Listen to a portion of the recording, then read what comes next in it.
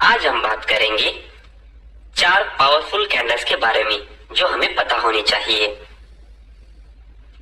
Hammer candles में hammer candle सबसे important candles मानी जाती है क्योंकि ये दिखने में हथौड़ी की तरह दिखती है, इसीलिए इस कैंडल को हैमर कैंडल कहा जाता है।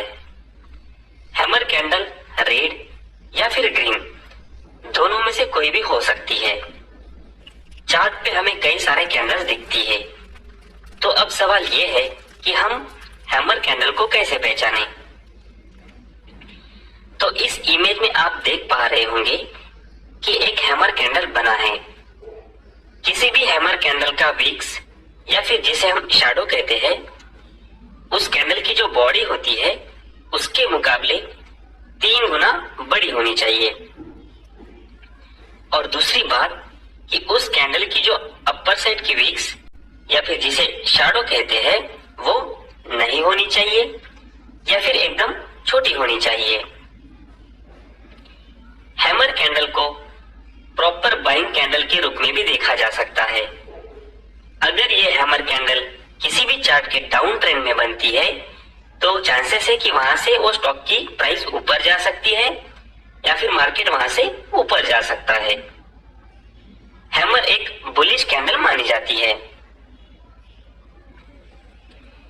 इन्वर्टेड हैमर, जिस तरह हैमर कैंडल है ठीक उसके अपोजिट इन्वर्टेड हैमर बनता है। हैमर की तरह ही इन्वर्टेड हैमर में भी कैंडल को विक्स नहीं होती है या फिर एकदम छोटी होती है। इन्वर्टेड हैमर अगर अप ट्रेंड में बनता है तो चांसेस है कि वहां से मार्केट नीचे आ सकता है या फिर स्टॉक की प्राइस गिर सकती है। ये इन्वर्टेड हैमर ग्रीन या फिर रेड दोनों में से कोई भी हो सकता है। इन्वर्टेड हैमर अगर ये अप ट्रेंड में बनता है तो ये एक बियरिश कैंडल माना जाता है। डोजी डोजी कैंडल एक इंडिसिसिव कैंडल मानी जाती है। जब भी चार्ट में डोजी कैंडल बनती है तो हम ये कह सकते हैं कि मार्केट में अभी बायर्स और सेलर इक्वल है, इसलिए वो कैंडल इस तरह बनता है। चार्ट में जब भी डोजी कैंडल फॉर्म होती है तो उसके बाद मार्केट में कोई एक ट्रेंड रिवर्सल का साइन हो सकता है। अगर यह डोजी कैंडल डाउन ट्रेंड में बनती है तो चांस है कि नेक्स्ट कैंडल से प्राइस अपसाइड मूव कर सकता है, और अगर यही डोजी अप ट्रेंड में बनती है तो चांस है कि नेक्स्ट कैंडल से मार्केट नीचे आ सकता है या फिर प्राइस गिर सकती है।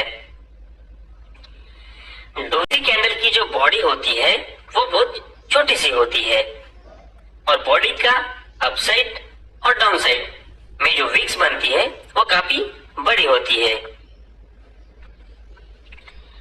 मोरुबोजू मोरुबोजू कैंडल जो होती है वो सबसे स्ट्रॉन्ग कैंडल में से एक मानी जाती है।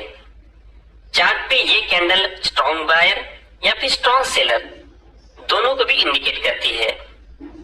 जब भी मार्केट में बायर्स या फिर सेलर का डोमिनेशन दिखता है तो वो पूरी तरह से कैंडल में रिप्लिकेट करता है और इसकी वजह से जो कैंडल बनती है उस कैंडल को विक्स बिल्कुल नहीं होती। अगर चार्ट पर इस तरह से एक स्ट्रॉन्ग ग्रीन मोरुबोजू कैंडल बनती है तो इस मोरुबोजू का ओपन और लो सेम होने की वजह से इस कैंडल को विक्स नहीं होती और हाई एंड क्लोज प्राइस एक होने की वजह से ऊपर के साइड में भी विक्स नहीं बनती और इस तरह से यह ग्रीन कैंडल एक प्रॉपर बाइंग कैंडल बन जाती है।